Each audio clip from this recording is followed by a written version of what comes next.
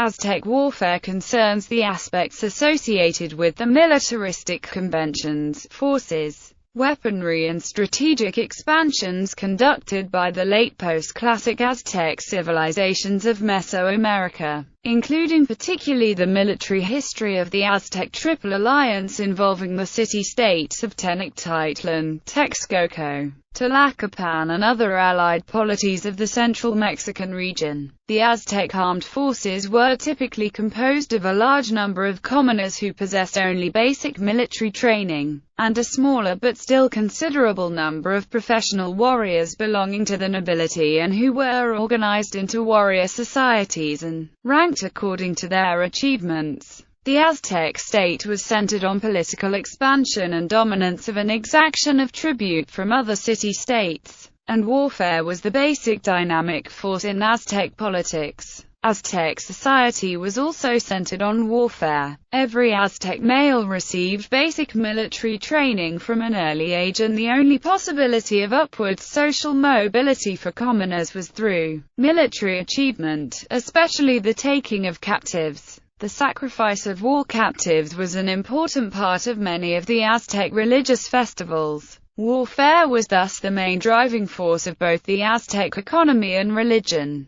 Warfare in Aztec society. There were two main objectives in Aztec warfare. The first objective was political, the subjugation of enemy city-states in order to exact tribute and expand Aztec political hegemony. The second objective was religious and socio-economic, the taking of captives to be sacrificed in religious ceremonies. These dual objectives also influenced the kind of warfare practiced by the Aztecs. Most warfare was primarily political and was driven by the expectations of the Aztec nobility for the Tlatoani to provide economic growth through expansion and the expectation of the commoners to have a chance of moving up in society through successful warfare. The first action of a ruler-elect was always to stage a military campaign which served the dual purpose of showing his ability as a warrior and thus make it clear to subject polities that his rule would be as tough on any rebellious conduct as that of his predecessor, and to provide abundant captives for his coronation ceremony. A failed coronation campaign was seen as an extremely bad omen for the rule of Tlatoani and could lead to rebellions of city-states subjected by earlier rulers and to the Aztec nobility distrusting his ability to rule. This was the case for Texcoco, who was poisoned by the Aztec nobles after several failed military campaigns. The Nahuatl word for war is mitl Kaimali,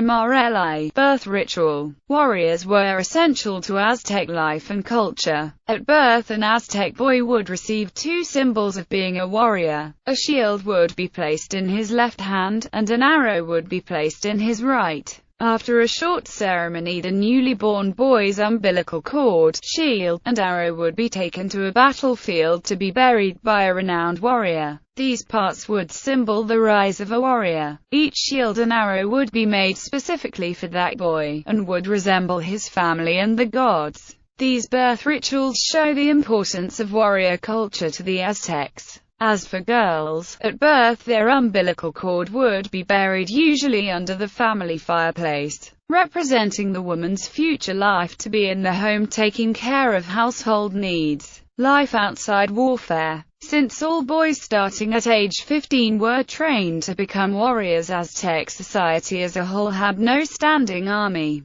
Therefore, warriors would be drafted to a campaign through a tequitl. Outside battle, many warriors were farmers and tradesmen. They would learn the trade from their father. Warriors would be married by their early 20s and would be a vital part of Aztec daily life. They would work a certain trade usually passed on through family status. Warriors would be lower-class citizens that, when called upon, would engage in battle. Being a warrior did, however, present a way to move up in Aztec society. The warrior's life was a chance to change one's social status. If they were successful as a warrior, they would be presented with gifts and recognized publicly for their accomplishments in battle. If they reached the rank of eagle or jaguar warrior, they would be considered as nobles. They would also become full-time warriors working for the city-state to protect merchants and the city itself. They resembled the police force of Aztec society. Appearance of warriors. Aztec culture valued appearance, and appearance defined people within society.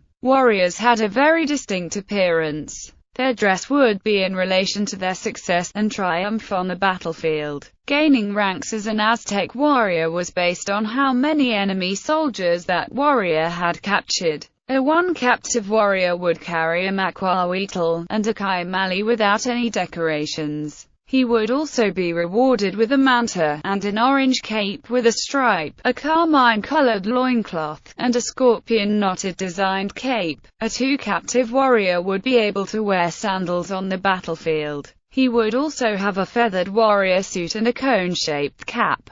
The feathered suit and the cone-shaped cap appearance are the most common within the Codex Mendoza. A captive warrior, which would be an ocelot or jaguar warrior, would wear an actual jaguar skin over his body with an open slot for his head. These warriors would have expensive jewelry and weapons. Their hairstyle was also unique to their status. The hair would sit at the top of their head and be parted into two sections with a red cord wrapped around it. The red cord would also have an ornament of green, blue, and red feathers. The shields were made of wicker wood and leather, so very few survived. Fortifications. The Aztecs didn't normally maintain tight territorial control within their empire, but nonetheless there are examples of fortifications built by the Aztecs. Prominent examples are the strongholds at Oztumba, where the Aztecs built a garrison to keep the rebellious Chontales in line. In Cuacuacholan near Texcoco, where the Aztecs built a garrison in order to always have forces close to their traditional enemies, the Tlaxcalteca, Colalteca and Huexotzinja, and in Malinalco near Toluca. The latter is where Huitzotl built garrisons and fortifications to keep watch over the Matlatzinja, Muzahua and Otomis, and to always have troops close to the enemy Tarascan state, the borders with which were also guarded and at least partly fortified on both sides. Flower war. A second kind of warfare practiced by the Aztecs was referred to as flower war. This kind of warfare was fought by smaller armies after previous arrangement between the parties involved. It was not aimed directly at conquering the enemy city-state, but served a number of other purposes. One often cited purpose is the taking of sacrificial captives, and this was certainly an important part of most Aztec warfare. Friar Diego Duran and the Chronicles based on the Chronic X states that the Xochitl was instigated by Tlacopan during the Great Mesoamerican Famine of 1450 to 1454 under the reign of Moctezuma I. These sources state that Tlacopan arranged with the leaders of Tlaxcala, Colula, and Huexotzinja, and Tlaquiltepec to engage in ritual battles that would provide all parties with enough sacrificial victims to appease the gods. Rosicig, however, poses four main political purposes of Xochitl. This kind of warfare gave the Aztecs a chance to demonstrate their military might. Since the Aztec army was larger than their adversaries that were normally smaller city-states, and since the number of combatants on each side were fixed, the Aztec army were sending a much smaller percentage of their total forces than their opponents. Losing a flower war would then be less damaging for the Aztec army than for its opponents. This also meant that an objective was attrition. The large Aztec army could afford to engage in small-scale warfare much more frequently than their opponents, who would then gradually tire until they were ripe for actual conquest. It also allowed a ruler to maintain hostilities at low intensity while occupied by other matters. Mainly Xochitl served as propaganda both towards other city-states and to the Aztec people, allowing the Aztec rulers to continuously demonstrate their might with a constant influx of war captives to Tenochtitlan. Most importantly, the flower war served as a function of capturing victim to perform ritual sacrifice. To the east of the growing Aztec Empire was the city-state of Tlaxcala. The Tlaxcalans were a powerful people who shared their culture and language with the people of the Aztec Empire proper. They were closely related with the empire, though never actually conquered by it. An agreement was made with the Tlaxcalans to have ritual battles called Xochiaoyotl. The Flower War is a ritual war for Aztec people, taking victim back and sacrifice them to their god Xipetotec. Organization. The Aztec army was organized into two groups. The commoners were organized in two wards, Calpoeli, that were under the leadership of Tenochtitlan, and Calpolec. The nobles were organized into professional warrior societies. Apart from the Tlatoani, the war leaders of the Aztecs were the High General, the Tlacopan, and the General, the Tlacatecatl, cutter of men. The Tlacopan and Tlacatecatl also had to name successors prior to any battle so that if they died they could be immediately replaced. Priests also took part in warfare, carrying the effigies of deities into battle alongside the armies. The army also had boys about the age of 12 along with them, serving as porters and messengers. This was mainly for training measures. The image to the right shows the Tlacatecatl and the Tlacopan and two other officers known as Huitznahuatl and Tecasayhuacatl, all dressed in the Tecahuistli suits. Training. The formal education of the Aztecs was to train and teach young boys how to function in their society, particularly as warriors. The Aztecs had a relatively small standing army. Only the elite soldiers, part of the societies, and the soldiers stationed at the few Aztec fortifications were full-time. Nevertheless, every boy was trained to become a warrior with the exception of nobles. Trades such as farming and artisan skills were not taught at the two formal schools. All boys who were between the ages of 10 and 20 years old would attend one of the two schools. The Telpochcali, or the neighborhood school for commoners, and the Kamkak, which was the exclusive school for nobles. At the Telpochcali, students would learn the art of warfare, and would become warriors. At the Kamkak, students would be trained to become military leaders, priests, government officials, etc. The sons of commoners were trained in the Telpochcali house of youth. Once a boy reached the age of 10, a section of hair on the back of his head was grown long to indicate that he had not yet taken captives in war. At age 15, the father of the boy handed the responsibility of training to the Telpochcali, who would then train the boy to become a warrior. The Telpochcali were accountable for the training of approximately 419 to 559 youths between the ages of 15 and 20 years old. While the boys were in training, they were given basic duties, such as cleaning the house and making fires. The youth were tested to determine how fit they would be for battle by accompanying their leaders on campaigns as shield-bearers. War captains and veteran warriors had the role of training the boys how to handle their weapons. Boys in training were only considered real men when they captured their first warrior. Sons of the nobles were trained at the Kamkak, and received sophisticated training in warfare from the most experienced warriors in the army, as well as in general courtly subjects such as astronomy, calendrics, rhetorics, poetry and religion. The Kamkak were attached to temples as dedication to patron gods. For example, the Kamkak in the main ceremonial complex of Tenochtitlan was dedicated to the god Calcotl. Although there is uncertainty about the exact ages that boys entered into the Kamkak, according to evidence that recorded the king's sons entering at the age of 5 and sons of other nobles entering between the ages of 6 and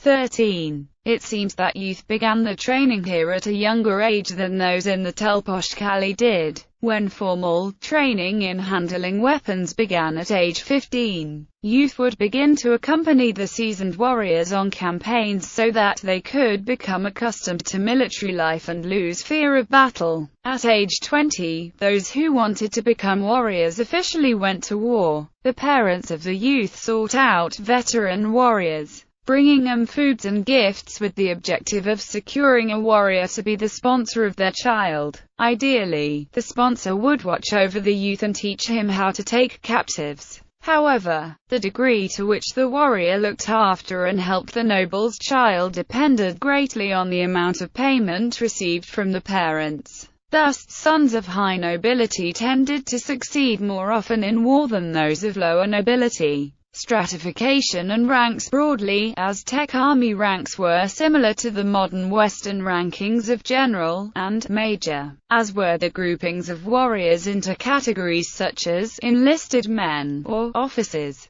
However, while parallels can be drawn between the organization of Aztec and Western military systems, as each developed from similar functional necessities, the differences between the two are far greater than the similarities. The members of the Aztec army had loyalties to many different people and institutions, and ranking was not based solely on the position one held in a centralized military hierarchy. Thus, the classification of ranks and statuses cannot be defined in the same manner as that of the modern Western military. The commoners composed the bulk of the army. The lowest were porters who carried weapons and supplies. Next came the youths of the Tlacopan led by their sergeants. Next were the commoners Yaoquizque, and finally there were commoners who had taken captives, the so-called Tlaimani captors. Ranking above these came the nobles of the warrior societies. These were ranked according to the number of captives they had taken in previous battles. The number of captives determined which of the different suits of honor they were allowed to wear, and allowed them certain rights like being able to wear sandals, jewelry, alter their hairstyles, wear war paint, carry flowers onto the battlefield, pierce and tattoo themselves. These Tecoistli became gradually more spectacular as the ranks progressed, allowing the most excellent warriors who had taken many captives to stand out on the battlefield. The higher-ranked warriors were also called Pipeltin. Warrior societies. Commoners excelling in warfare could be promoted to the noble class and could enter some of the warrior societies. Sons of nobles trained at the Kamkak, however, were expected to enter into one of the societies as they progressed through the ranks. Warriors could shift from one society and into another when they became sufficiently proficient. Exactly how this happened is uncertain. Each society had different styles of dress and equipment as well as styles of body paint and adornments.